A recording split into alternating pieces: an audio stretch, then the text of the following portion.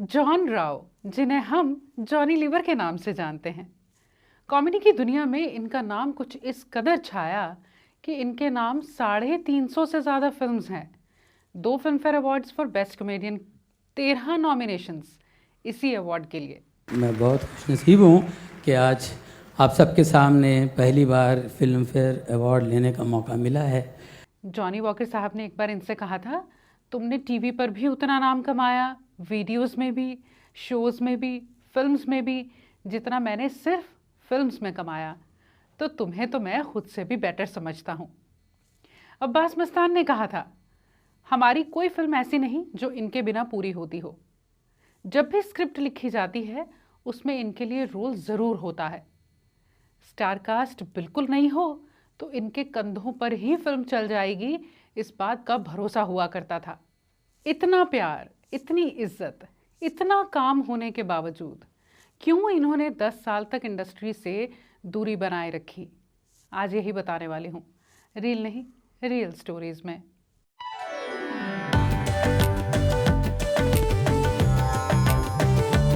ये तो हम जानते हैं कि जब ये हिंदुस्तान लीवर में नौकरी कर रहे थे सबको खूब हंसाया करते थे वहाँ, और वहीं परफॉर्मेंसेस देते हुए इनका नाम जॉन राव से जॉनी लीवर हुआ।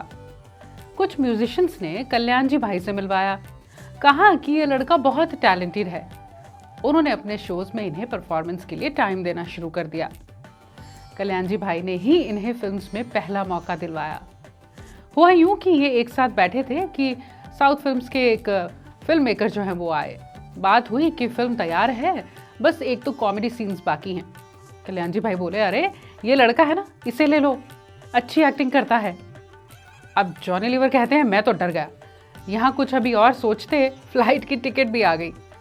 और वो कहते हैं, मुझे तो बुखार ही आ गया। चेन्नई पहुंचकर एक बार तो वापस जाने की कोशिश भी की कि मुझसे नहीं हो पाएगा, लेकिन मेकअप करके जब सेट पर पहुंचा तो देखा कि सब अपने अपने काम में बिजी हैं, कोई किसी को नहीं देख रहा।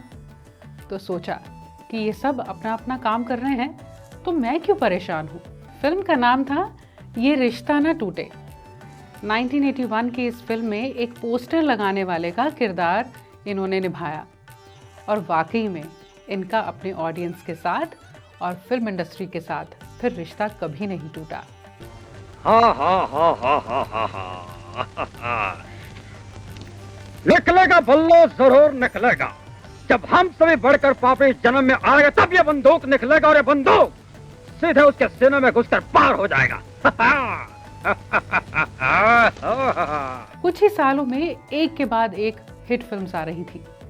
बाजीगर, खिलाड़ी, दरार, सोल्जर, दीवाना मस्ताना, दूल्हे राजा, इश्क, बादशाह, हमराज वगैरह वगैरह। वर्ल्ड टूर्स अब आम सी बात हो गई थी। जॉनी लीवर कहते हैं, ऐशो आराम की जिंदगी, दुनिया भर में घूमने का मौका, सफलता और शोहरत ने अपनी पहले की जिंदगी के ख्यालों से भी इतना दूर कर दिया कि वो कहते हैं, मैं बहक गया। अब वो वक्त भी आया कि सब कुछ है लेकिन शांति नहीं है। बहुत कुछ करके, इतना कुछ कमा के, नाम कमा के, पैसे कमा के, शांति नहीं थी। वो कहते हैं, मैं ड्रिंक बहुत करने लगा, घर पर परिवार भी नाराज़ था, परेशान भी। जब मैं शराब पीता था मेरी बीवी बहुत मुझसे नाराज़ होती थी, वो गुस्सा होती थी, झगड़ा होता था। वो मुझे शराब के लिए मना करती थी, मुझे गुस्सा आता था। मुझे और किसी बात पे गुस्सा नहीं आता, शराब के लिए मत बोलूँ। मैं बचपन से मेहनत करके अपने आप में मैं खड़ा हूँ, मेहनत करके कमा के अपने बलबूते पे खड़ा हूँ मैं। लेकिन स्क्रीन पर सबको हंसाने वाले जॉनी लीवर अपनी ज़िंदगी में आने वाले तूफान से बेखबर थे। जल्दी ये तूफान इनसे टकराया।